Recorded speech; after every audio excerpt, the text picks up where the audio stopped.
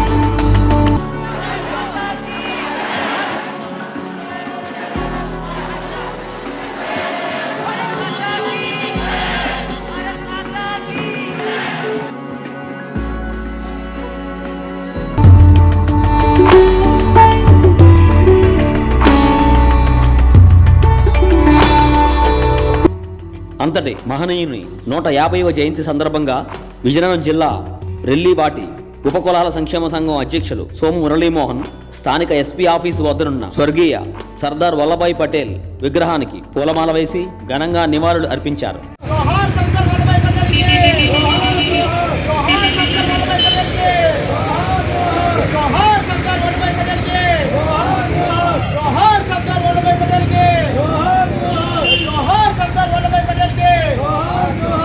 ఈ సందర్భంగా సోము మురళీమోహన్ మీడియాతో మాట్లాడుతూ, నా పేరు సోము మురళీమోహన్, విజయనగరం జిల్లా రెల్లి ఎస్సీ గ్రూప్ సంక్షేమ సంఘ అధ్యక్షుడు.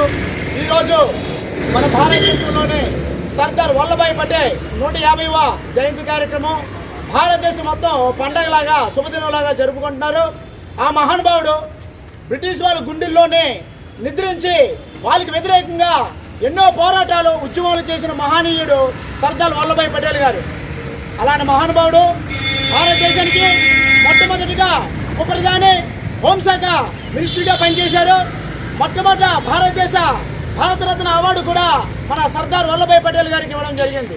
ఆ మహానుభావుడు 500 రాచరిక రాజ్యాలను భారతదేశంలోని యూనిట్లోనే విలీనం చేయడానికి ఎన్నో కష్టాలు పడి ఎన్నో బాధలు పడి విలీనం చేసిన మహనీయుడు మన సర్దార్ వల్లభాయ్ పటేల్. కాబట్టి అలాంటి సర్దార్ వల్లభాయ్ పటేల్ యొక్క ఈరోజు జయంతి కార్యక్రమం మనం జరుపుకున్నందుకు చాలా ఆనందకరము. నేటి యువత మన సర్దార్ వల్లభాయ్ పటేల్ యొక్క అడుగుజాడలో నడిచి ఐక్యంతో ఉండి అందరూ కలిసి కట్టి భారతదేశాన్ని మంచి కోవలో నడిపించాలని కోరుకుంటూ సెలవు తీసుకుంటాం.